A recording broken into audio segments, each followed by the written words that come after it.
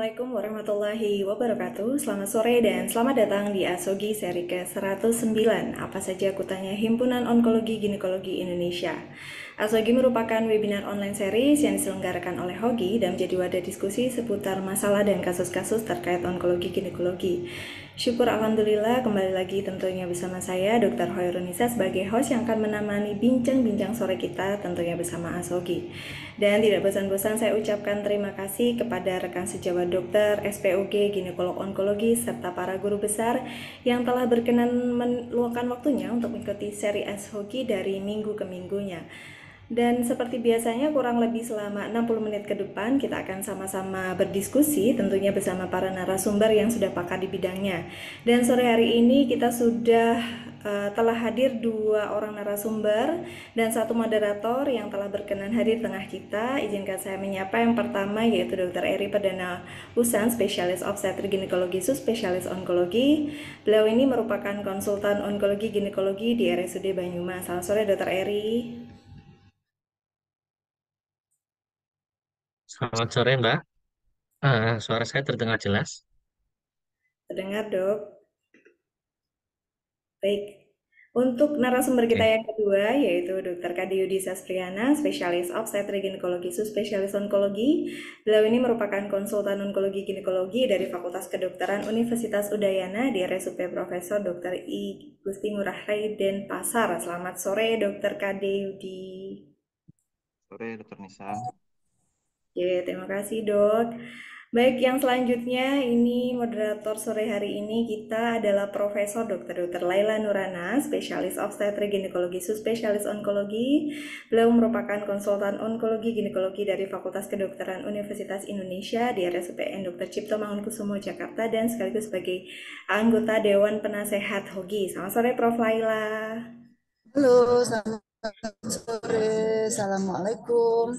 Waalaikumsalam. Sehat ya Prof ya. Waalaikumsalam warahmatullahi wabarakatuh. Uh, Baik, seperti biasanya seluruh peserta yang hadir akan mendapatkan SKP ID dan kehadiran peserta akan tercatat secara otomatis melalui sistem Zoom sehingga tidak perlu lagi untuk mengisi link absensi dan kami harapkan kepada seluruh partisipan ASOGI untuk bisa berinteraksi secara aktif dengan para narasumber baik dengan bertanya secara langsung dengan menekan tombol raise hand terlebih dahulu atau bisa menuliskan pertanyaannya di fitur Q&A yang telah kami sediakan.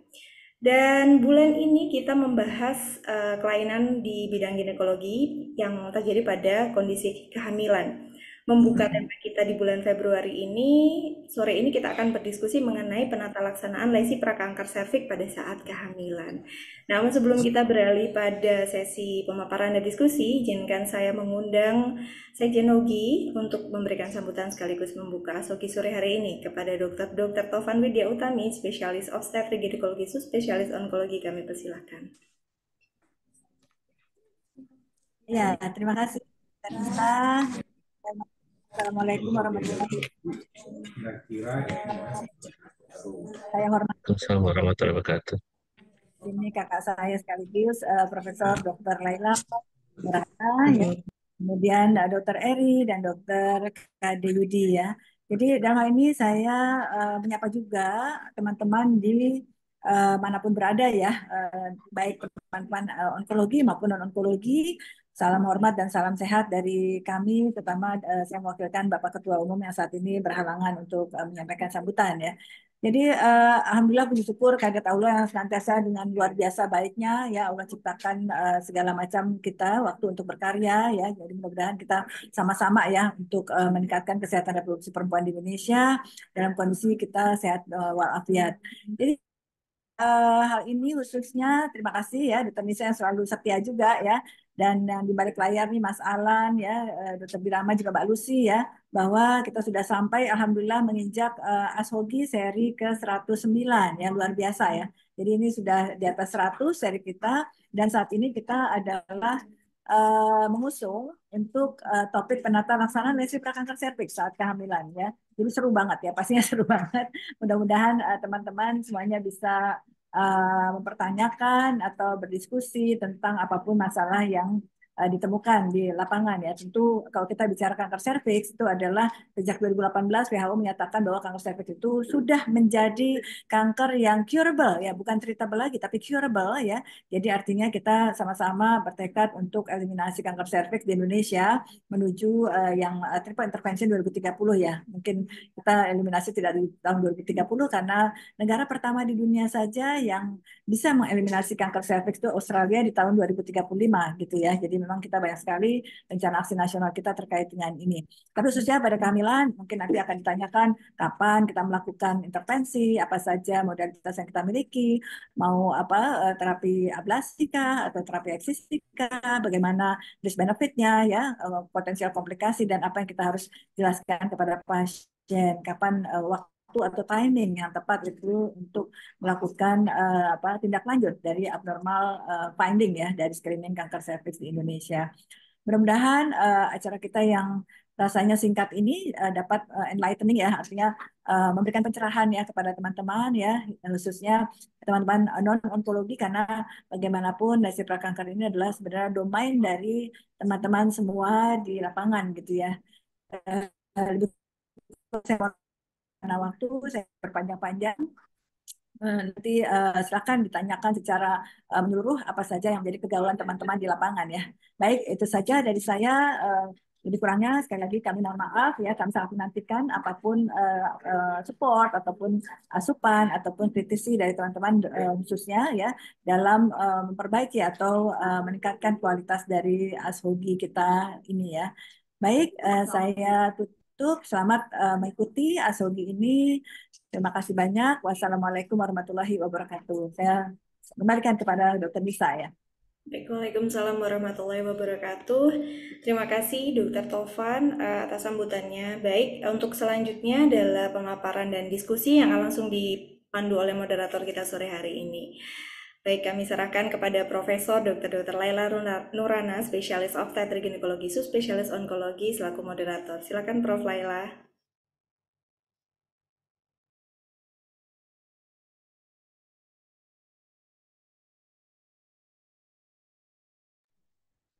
Baik, terima kasih Dr. Khairunisa, mohon maaf. Terima kasih untuk kesempatan ini. Sejawat yang kami banggakan, Assalamualaikum warahmatullahi wabarakatuh. Sore ini kita akan berbincang dengan topik penata laksanaan lesi prakanker serviks pada saat kehamilan.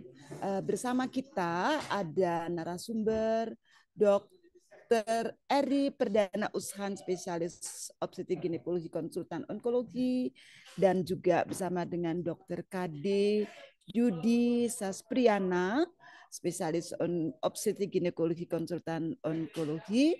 Supaya meningkat waktu, kami persilahkan kita akan berbincang kira-kira tadi topik yang disampaikan oleh Dr. Tovan. Tadi kira-kira kita akan berbincang, perlukah kita melakukan screening sekalipun pada kehamilan? Kemudian metode apa screeningnya yang akan kita laksanakan?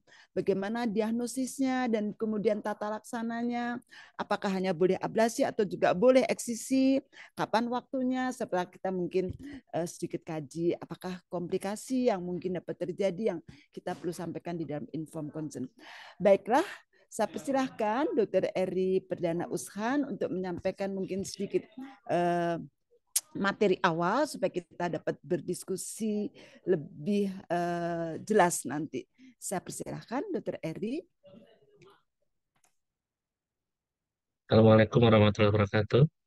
Terima kasih waktunya kepada yang terhormat Prof. Laila, Dr. Tovan, dan Dr. Nisa. Terima kasih. Saya akan mulai share screen.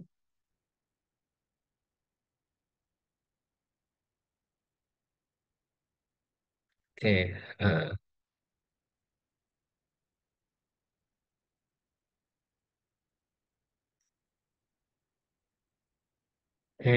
yang akan kita bahas pada waktu sore ini ya, kita sharing aja. Kita akan membahas manajemen tentang lesi prakanker eh, tapi timingnya agak spesifik yaitu pada saat kehamilan. Oke. Kemudian kita tahu bahwa satu-satunya kanker pada organ ginekologi onkologi yang sudah punya eh, metode screening penata laksanaan yang sudah spesifik itu hanya kanker leher rahim, kanker serviks. Eh, Cuma pada kondisi kanker leher rahim pada kehamilan itu belum ada suatu penata laksanaan yang khusus. Sehingga yang akan kita bahas di sini, yang akan kita sharing di sini, kita mulai dari screening, staging, itu tidak dibedakan antara wanita yang hamil dengan yang wanita tidak hamil. Kanker leher rahim merupakan kanker serviks yang merupakan suatu keganasan yang paling banyak, keganasan organ ginekologi yang paling banyak, baik pada wanita yang hamil maupun yang tidak hamil. Em, untuk angkanya kita masih mengacu untuk angka yang di luar negeri. Ini dari Eropa didapatkan sekitar 0,8 sampai 1,5 kasus per 10.000 kelahiran. Ini penegakan diagnosisnya baik sebelum atau sesudah postpartum. Dan sebagian besar kasus didiagnosis pada stadium awal. Dan tadi, penegakan diagnosis, screening, penegakan staging tidak berbeda antara wanita yang hamil maupun yang tidak hamil. Problemnya lagi yang kita hadapi dalam melakukan tata laksanaan, sampai saat ini belum ada penelitian dengan yang random dengan jumlah eh, angka yang besar, yang hasilnya bisa dijadikan suatu rekomendasi untuk penata laksanaan. Belum ada. Saat ini tuh yang dilakukan dari laporan kasus, pengawasan, ya kan, em, karena dalam penata laksanaannya itu ada hal-hal yang ikut berpartisipasi di situ. Misalnya keinginan wanita untuk melanjutkan kehamilannya, etik, budaya yang setempat, ya kan. Eh, apakah wanita itu ada berniat untuk melanjutkan atau tidak melanjutkan kehamilannya. Jadi terlalu banyak hal yang berperan di situ. Oke, sebagian besar wanita pada stadium awal tidak ada keluhan. Artinya sama seperti pada wanita yang tidak hamil. Wanita hamil atau wanita tidak hamil pada kanker leher rahim pada stadium awal tidak ada keluhan. Biasanya pasien yang dikirim ke rumah sakit itu pasien yang biasa teratur untuk menjalani screening. Nah, ketika didapatkan hasil screening yang abnormal, kemudian dia dilanjutkan ke eh, eh, dirujuk untuk ke rumah sakit. Kemudian tadi sudah disampaikan, screeningnya apa sih? Ada nggak bedanya screening pada wanita yang hamil dan tidak hamil? Tidak ada bedanya. Kita bisa menggunakan IVA, kita bisa menggunakan pap smear, baik pap smear sendiri atau co-testing dengan uh, HPV DNA high risk, ataupun kalau kita pakai referensi dari WHO terbaru dengan HPV DNA, iya bisa. Kemudian apakah pap smear itu akan berbeda pada wanita hamil dan tidak hamil sampai saat ini? eh, Tidak ada bedanya. Belum ada didapatkan perbedaan yang bermakna antara wanita yang hamil maupun yang tidak hamil. Eh, Kemudian problem yang berikutnya adalah simptomatik keluhan awal. Pada stadium 1A sih hampir nggak ada keluhannya. Pada stadium 1B ada keluhannya yang hampir sama seperti keluhan pada wanita hamil biasa.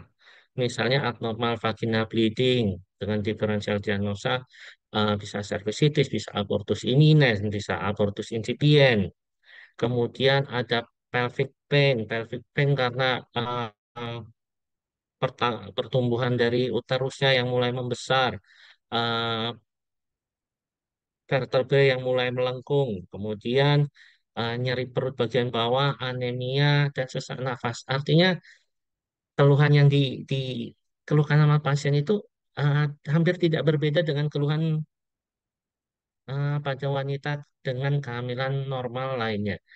Sehingga eh, itu yang membuat kadang-kadang pasien untuk tidak perlulah untuk dilakukan screening. Oh, ini keluhannya keluhan wanita hamil biasa.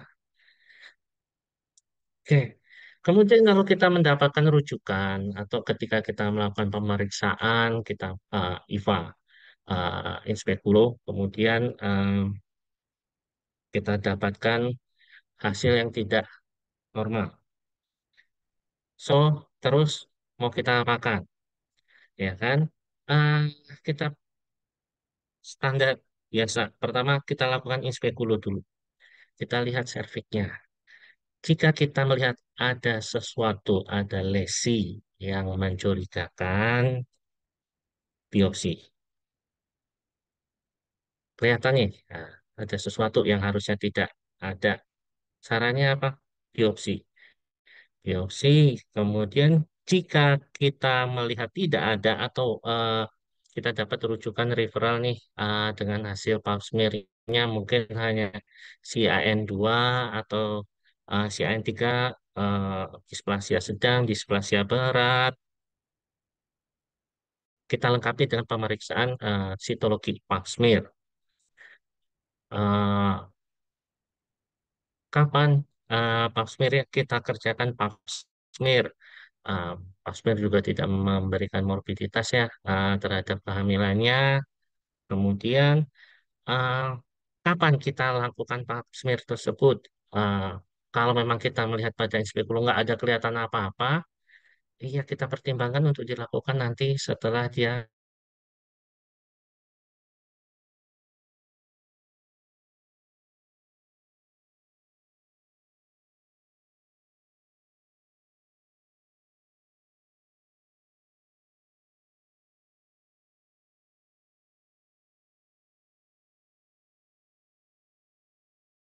uh, ektropion. Jadi kesannya itu uh, seperti masa, uh, padahal itu hanya perubahan serviks oleh karena terekspos terhadap estrogen.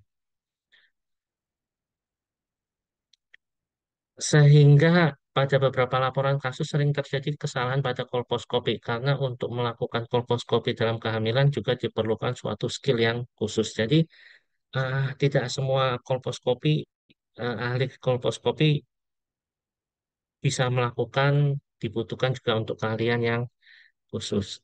So, yang paling visible kita kerjakan apa? Yuk. Kemudian uh, kita dapatkan uh, hasil pap smear atau hasil biopsinya dengan lesi prakanker. Terus kita mau apakan? Jika pada pasien masih dalam kehamilan, yang perlu kita lakukan berikutnya adalah penegakan diagnosa dan penegakan.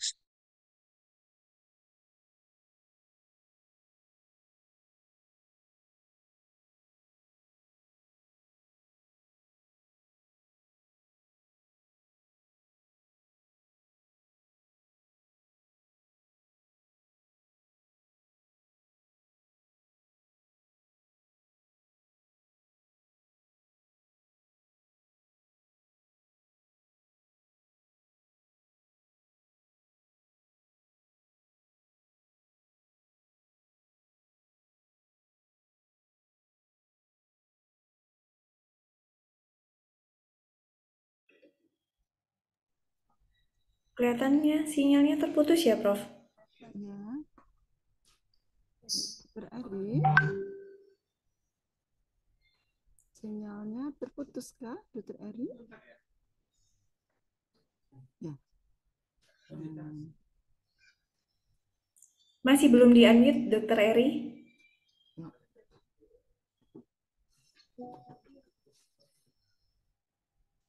Masih belum di-unmute. Halo, halo, sudah jelas? Sudah Ya, jelas. jelas. Baik, lanjutkan ya. Oke. Em, Terus ketika kita sudah menemukan hasil, eh, kita lakukan konfirmasi ulang dengan pans biopsi. Kita cek ulang hasil PA-nya, kemudian terus kita mau apa? Tergantung tadi apakah tindakan kita berikutnya akan mempengaruhi dari metode persalinannya atau tidak.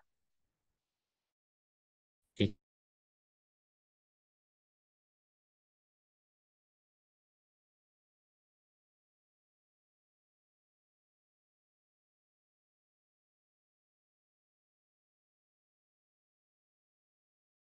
Nggak apa-apa.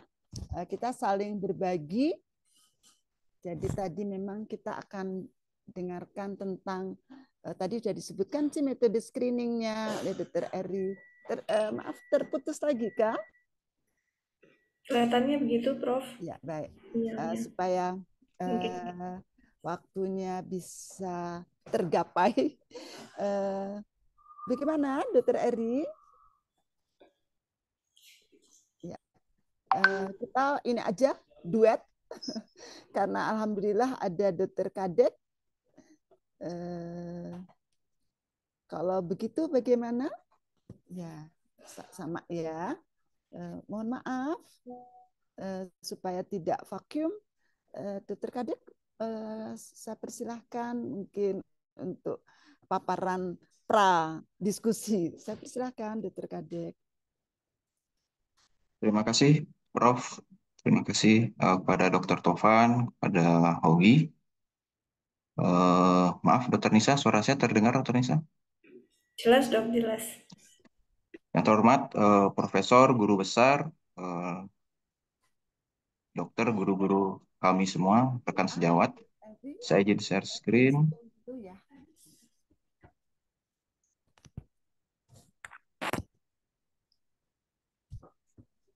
Izin apakah terlihat, Dokter Nisa? Maaf. Ya, kelihatan tampak, Dokter. Tampak, Dok.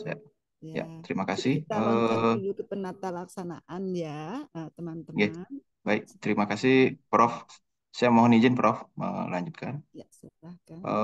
Jadi yang harus kita pahami bahwa konsep dasar pada wanita hamil itu terjadi dua perubahan besar. Yang pertama, perubahan pada fisiologis dan anatomi histologi. Nah, kalau kita lebih mengerucut pada anatomi fisiologi, khususnya di serviks, yang mana kita tahu kalau serviks itu kan dia lebih sedikit jaringan ototnya, dia lebih banyak, dia ada proteoglikan gitu, seperti itu.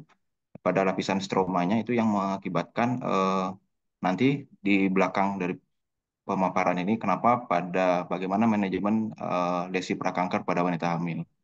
Jadi intinya terjadi perubahan fisiologis yang diakibatkan adanya pengaruh dari kehamilan itu sendiri mengakibatkan terjadinya atau perubahan dari kadar dari hormon baik estrogen maupun progesteron.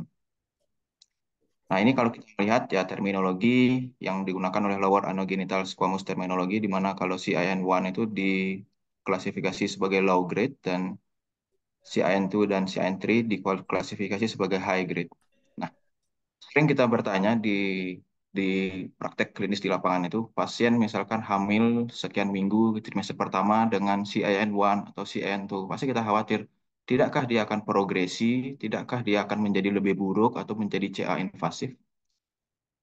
Kita harus ingat jadi mungkin gambar ini memberikan kita sedikit apa ya istilahnya refresh lagi bahwa kalau dia berada pada CIN1 atau low grade seal, eh, infeksinya itu bersifat transien, di mana ekspresi dari gen E6 dan E7-nya itu masih rendah, dan hampir 90% itu dari CIN1 ini akan mengalami regresi. Sedangkan kalau kita melihat CIN3 atau high seal, di mana terjadi peningkatan ekspresi dari protein E6 dan E7, dan 60% CIN3 ini akan regres, akan mengalami perbaikan. Nah, kalau kita lihat natural history-nya seperti ini, jadi dia akan membutuhkan sekian waktu. Nah, jadi ini secara teoretik dari buku, kemudian dari kepustakaan yang ada itu masih menganut seperti ini. Jadi untuk HPV yang persisten, jadi kata kuncinya adalah HPV yang persisten, dia akan membutuhkan sekian waktu 2 sampai 5 tahun. Kemudian dari CIN1 dia menjadi high grade, dia membutuhkan waktu sekian tahun sampai dia menjadi invasive cancer. Jadi sebenarnya kehamilan itu kalau kita melihat, nah ini saya menemukan satu jurnal mungkin agak lama, 6 tahun yang lalu. Jadi di mana ketika dikomparasi antara wanita yang hamil dan tidak hamil, ternyata eh, positivity dari KI67 maupun dari P16-nya pada wanita hamil itu dia lebih rendah dibandingkan wanita yang tidak hamil. Nah, kenapa begitu? Nah, karena ini jawabannya adalah adanya progesteron. Jadi progesteron ini dia mempengaruhi dari faktor transkripsi, mempengaruhi modulasi pada pembuluh darah. Hal ini yang ditengarai menjadi tanda kutip eh, menunda terjadinya progresi ke arah kanker yang sifatnya lebih atau lesi prakanker yang lebih tinggi ya seperti high grade dari low grade menjadi high grade dan ataupun menjadi kanker yang sifatnya invasif.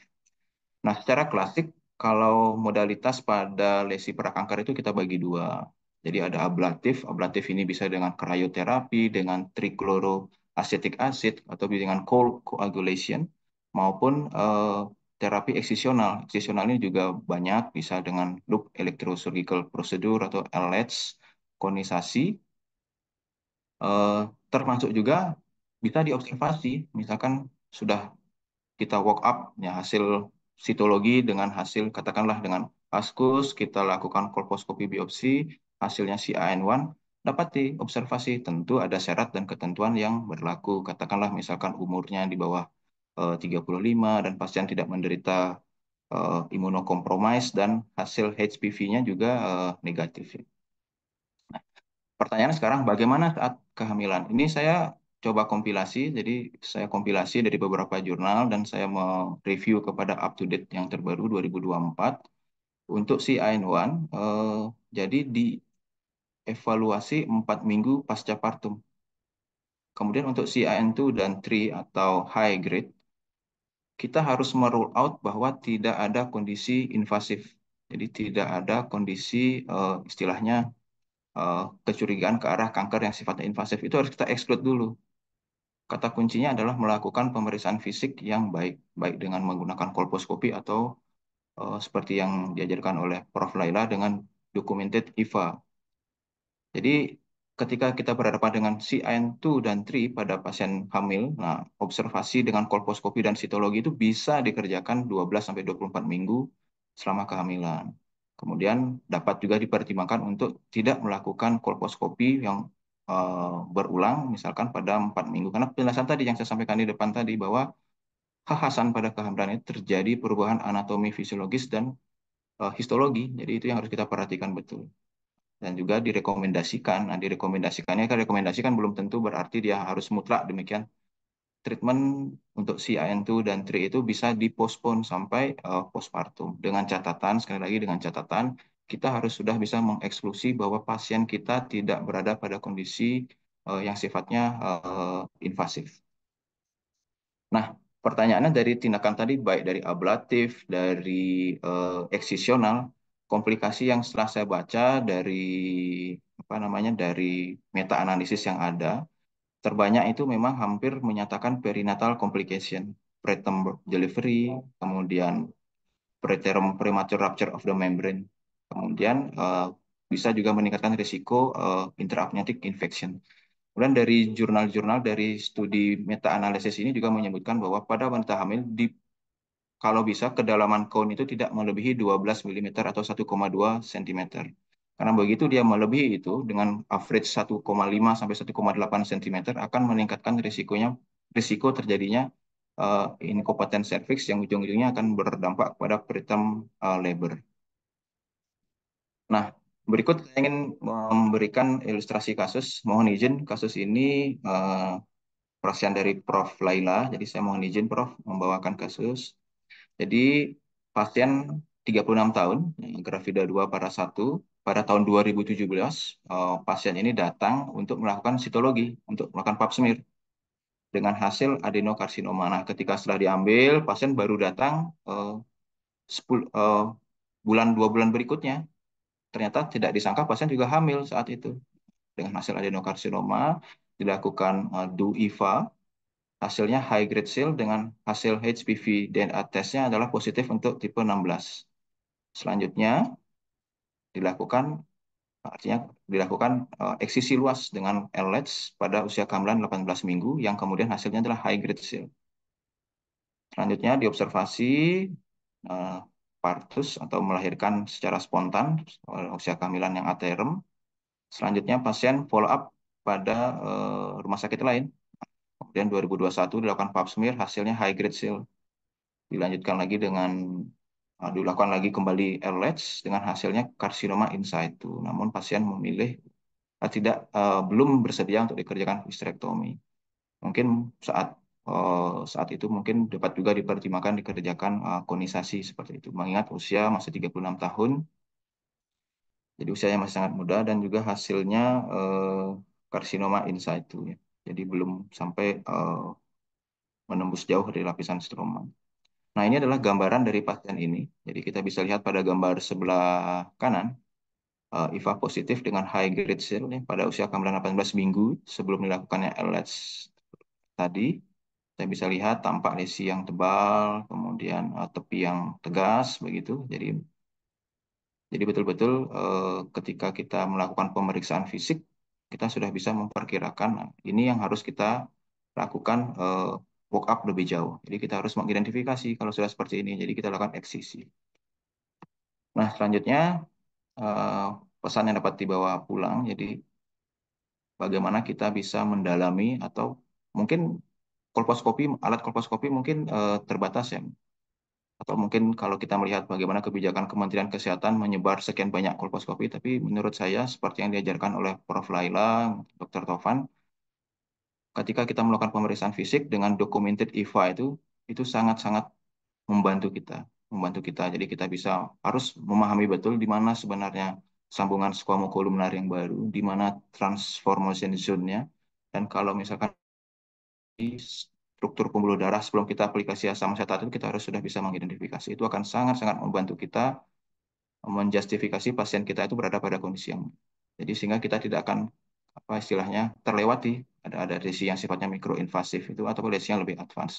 Karena kata kuncinya pada kehamilan uh, adalah konseling. Jadi kita harus bisa melakukan konseling dengan baik dimulai saat kita melakukan misalkan melakukan pemeriksaan di awal screening kemudian ketika kita mendapatkan hasil skenario hasilnya kita harus jelaskan dengan baik termasuk komplikasi yang mungkin ditimbulkan dari tindakan-tindakan kita jadi itu harus semua well informed dan well documented jadi eh, untuk mencegah hal apa yang dianggap tidak perlu begitu atau berbahaya bagi pasien jadi kita harus bisa memutuskan atau mentriase pasien kita berada pada kondisi yang mana. Jadi betul-betul pemeriksaan cervix, look at cervix itu sangat-sangat memegang kunci.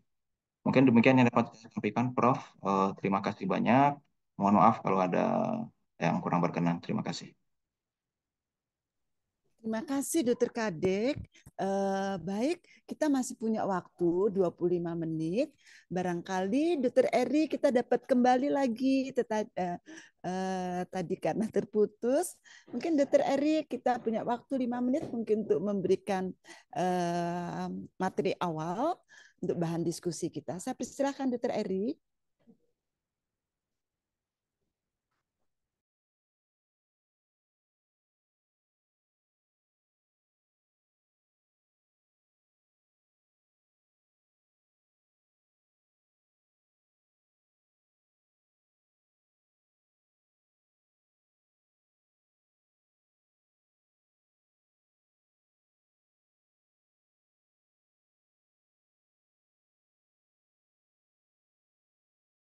Di unmute, silahkan.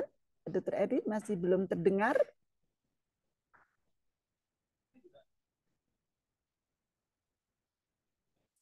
Ya, baik. Suaranya jelas.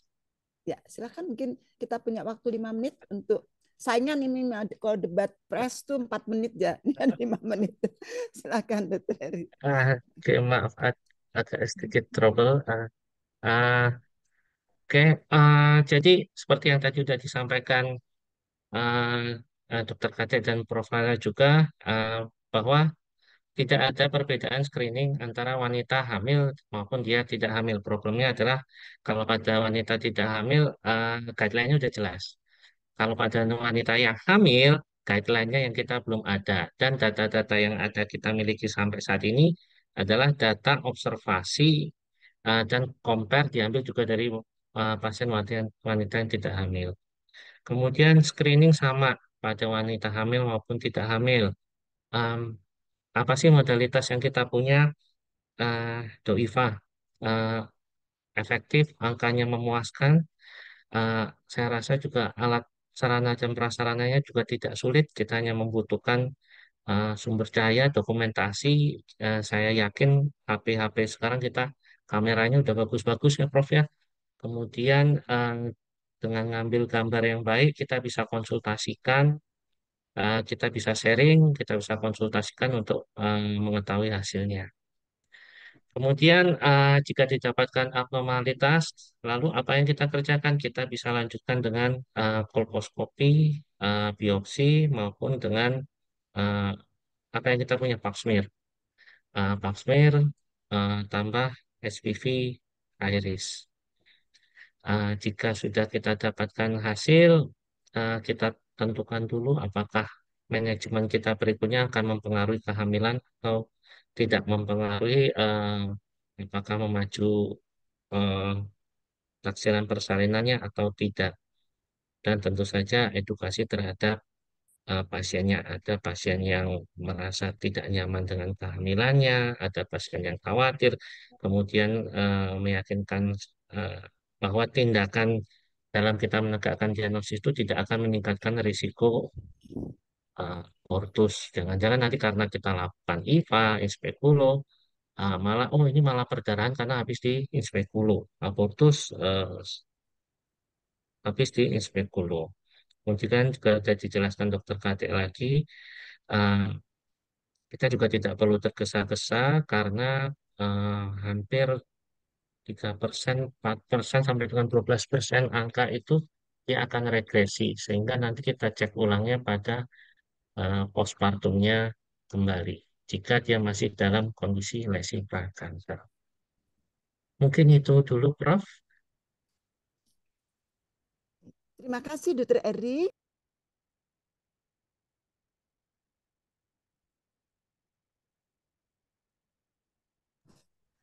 Terima kasih, Dokter Eri. Saya pikir walaupun singkat, tetapi sudah cukup lengkap untuk bahan awal diskusi kita.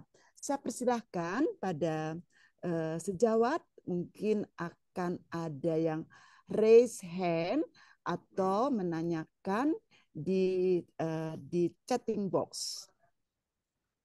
Saya dibantu yang di chatting box-nya. Atau mungkin ada yang akan raise hand?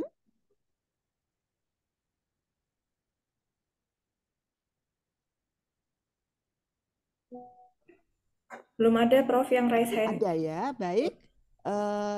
Yang di Sejawat dan kolom teman-teman. Q&A sudah ada, Prof. Bagaimana? Untuk pertanyaan yang di kolom Q&A sudah ada, Prof. Oh ya, baik. Baik, ya.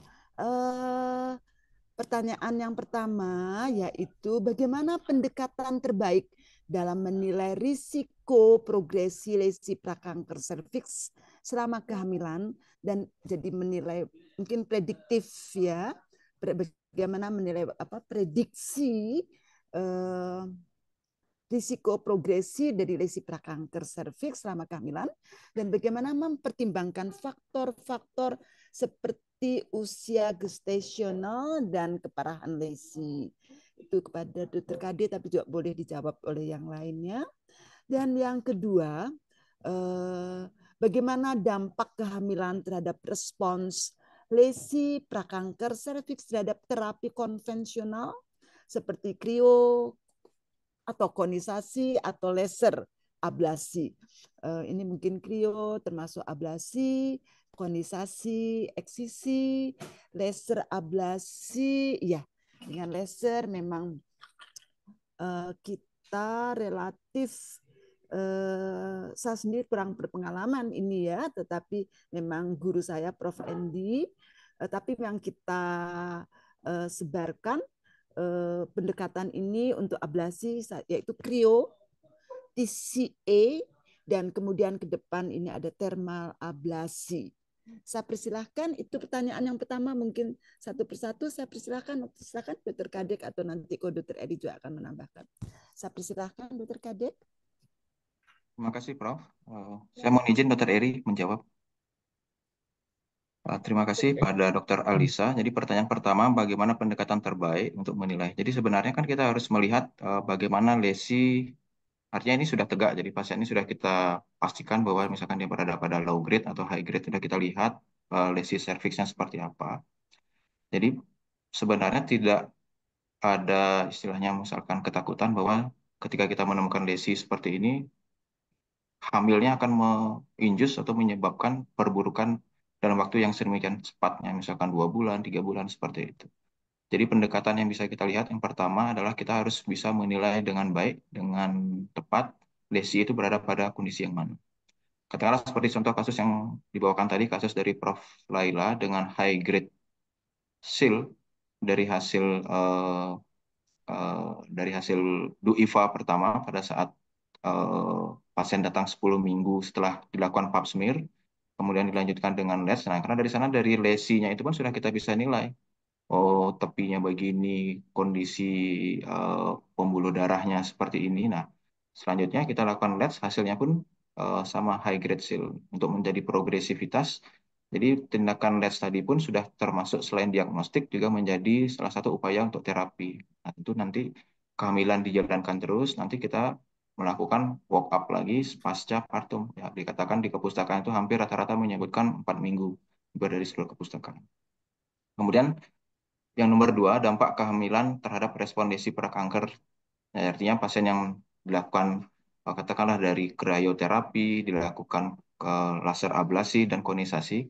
Saya membaca sebuah jurnal yang diterbitkan mungkin agak lama, 7 tahun yang lalu. Itu dia berupa suatu meta-analisis systematic review. Setelah saya baca, uh, bagus ininya hasilnya menyebutkan bahwa relatif risk yang dimulai dari yang tertinggi itu konisasi untuk terjadinya preterm birth, terjadinya memicu chorioamnionitis itu sebesar relatif risknya 2,1. Diikuti di bawahnya itu adalah tindakan berupa LH sekitar 1,8, kemudian untuk lipnya itu sekitar 1,5, kemudian terapi ablasi itu 0,9.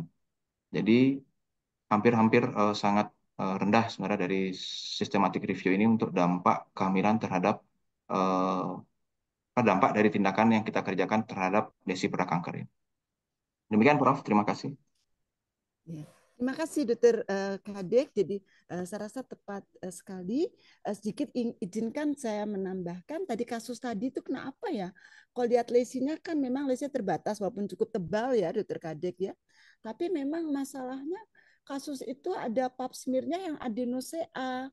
Nah, waktu itu memang sebetulnya boleh juga kok ada yang tanya, perlu nggak direview slide-nya begitu ya. Tapi memang yang membuat agak cemas dan mau dipastikan sehingga tindakan LEDS pada kehamilan waktu itu sekitar 18 minggu, kami agak delay sebentar karena ada adenosea ya Dr. Kadek. Jadi memang kita curious to have definitif diagnosis ya, memang dilakukan LEDS betul sekali tadi dengan persiapan informed consent atau konseling dari yang Dr. Kadek sampaikan ya. Artinya kami lakukannya juga nggak berani di office, tetapi terpaksa di kamar operasi dengan persiapan tadi informed consent, khawatir terjadi perdarahan selama tindakan LEDS, large loop electrocauter at the transformation zone. Agak berbeda kok kita lip gitu ya, kecil begitu teman-teman. Itu mungkin. Baik, pertanyaan berikutnya yaitu dari Dokter Kamila ya, dari Dokter Kamila ini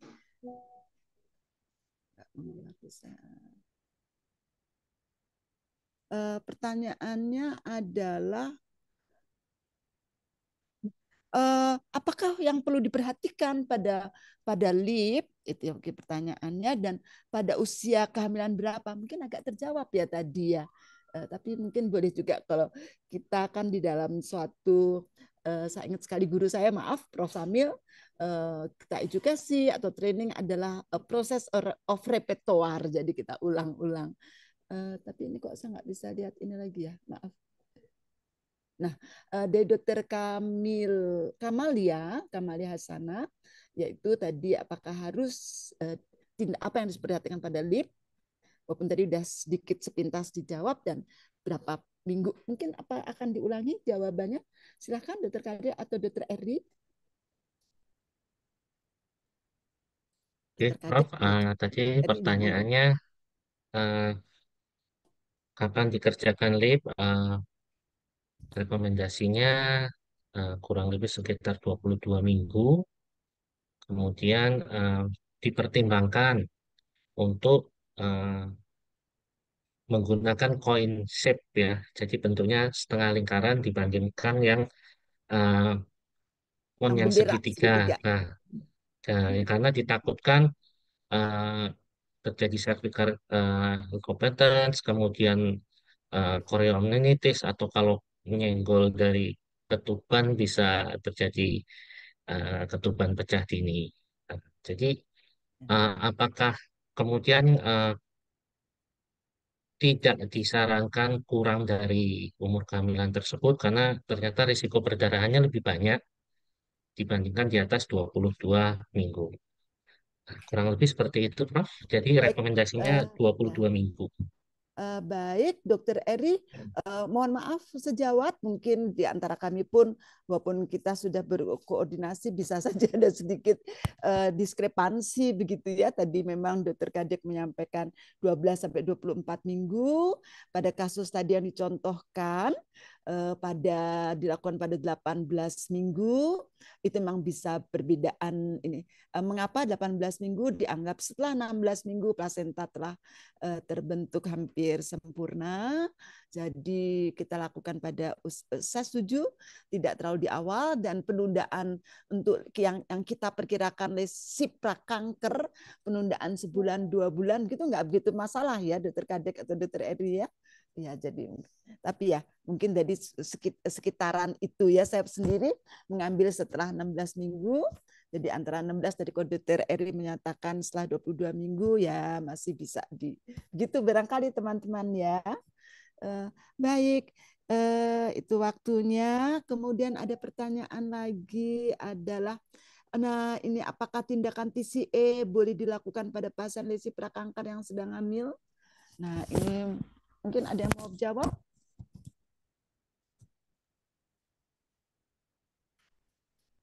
Saya izin belum. menjawab, Prof. Ya, silakan Dokter. Silakan Dokter Kadek. Ini yang kemana? Jadi Ya. saya izin Dokter Eri. Jadi kalau kita kembalikan ke konsep, dia kan terapinya ablatif. Sebenarnya terapi ablatif itu bisa saja entah itu dengan cryo, dengan TCA, ataupun dengan cold coagulation dilakukan, hanya saja ikutan yang dihasilkan dari pemberian TCA ini keluar discharge, kemudian ada risiko-risiko sampai mengganggu kehamilan, itu pun harus kita jelaskan ke pasien. Sebenarnya kalau untuk mendestruksi lesi yang terjadi itu bisa, hanya nanti pasien bisa tidak menerima dia ada discharge, atau misalkan nanti ada gangguan. Nah, itu yang harus kita well informed dan terdokumentasi dengan baik. Jadi kalau saya melihat ke jurnal-jurnal yang ada, laporan kasus yang ada, penggunaan TCA itu dapat diberikan pada pasien hamil dengan lesi prakanker. Tapi sekali lagi, harus dari beberapa kepustakaan itu menyebutkan di akhir tulisannya harus diberikan penjelasan yang adekuat kepada pasien sehubungan dengan eh, tanda kutip masalah yang ditimbulkan pasca tindakan, entah itu dengan cryo, entah itu dengan TCA.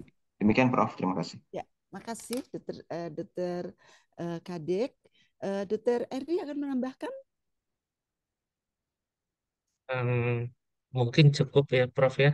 Ya, baik. Ya kembali seperti disarankan Prof, edukasi untuk karena semua tindakan ablasi yang kita kerjakan pasti akan ada efek ikutannya, keputihan, perdarahan, risiko infeksi, sehingga yang perlu ditekankan ada edukasi ke pasiennya tentang risiko tindakan yang akan kita kerjakan, Prof. Ya. Walaupun intinya relatif cukup aman ya, dan mungkin kita melihat juga risk benefitnya, apakah ini kehamilan yang akan, mohon maaf, misalnya kehamilan yang sangat ditunggu karena riwayat subfertility, begitu barangkali ya. Saya sangat setuju, memang inform consent atau tadi disampaikan Dr. Kadek sebagai konseling itu sangatlah penting. Tetapi jujur teman-teman, saya sendiri belum punya pengalaman ya memberikan TCA. Di dalam literatur memang TCA memang cukup aman, tetapi karena TCA sendiri di dalam lesi prakanker memang kita sudah memulai, walaupun kita juga ada dari grup Hogi sudah ada beberapa tulisan keberhasilannya.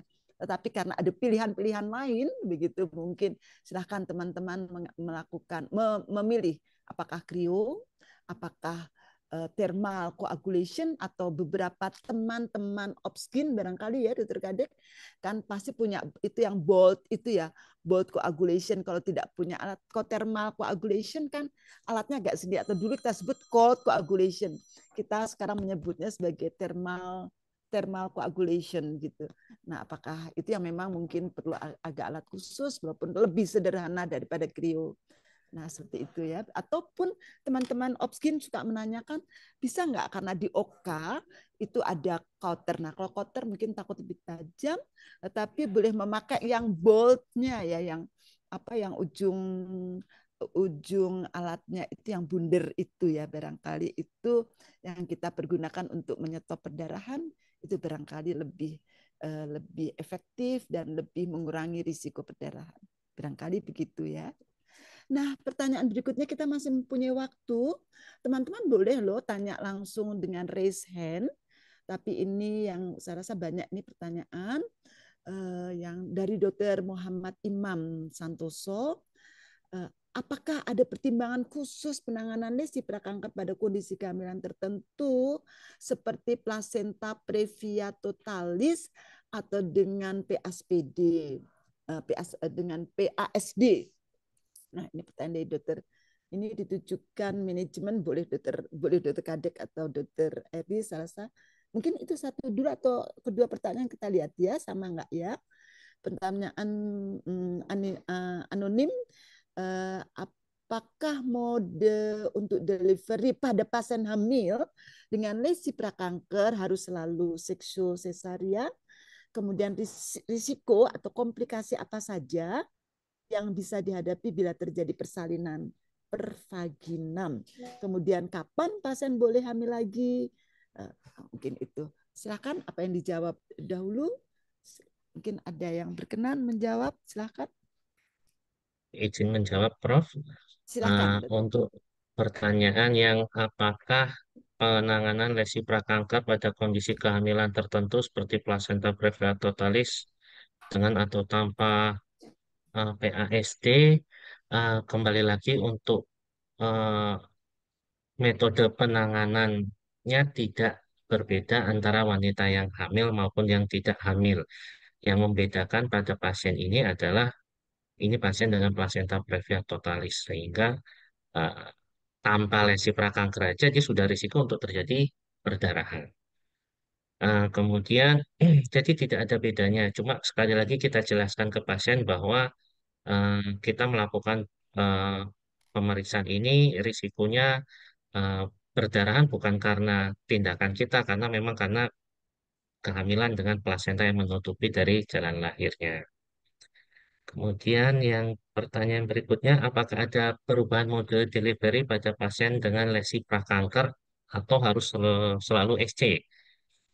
Oke, selama dia masih lesi prakanker, maka indikasi untuk terminasi persalinannya sesuai dengan obstetrik klasik. Masih power, PSS, passenger, tidak ada berubah. Selama dia masih lesi prakanker.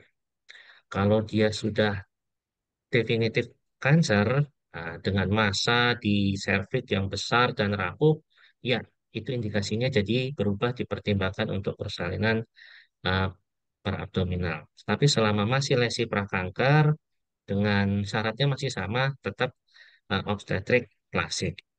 Kemudian tadi kan ada kita kerjakan konisasi ya untuk menegakkan diagnosis. Em, Konisasi tidak boleh dikerjakan dalam waktu kurang dari 4 minggu kira-kira dia tanggal persalinannya. Kenapa? Karena luka dari tindakan konisasi yang itu yang belum sembuh mengakibatkan risiko perdarahan serviknya yang lebih besar. Jadi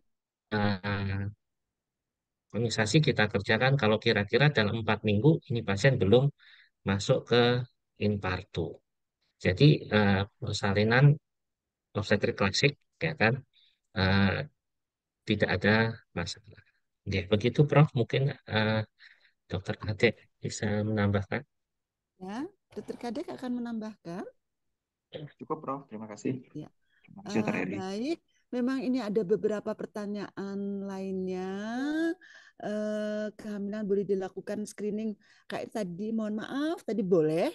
Justru memang kemarin kami diskusi, kalau pasien itu belum sama sekali, sebaiknya belum sama sekali screening, kecuali kalau kita dengar, oh 1 bulan atau 1 tahun kemarin itu sudah pernah, mungkin tidak perlu kita lihat ya, kita intip ya serviksnya, tapi kalau dalam udah beberapa tahun tidak pernah, ada baiknya dalam satu periode, dalam satu jadwal antenatal itu kita lakukan inspikulo.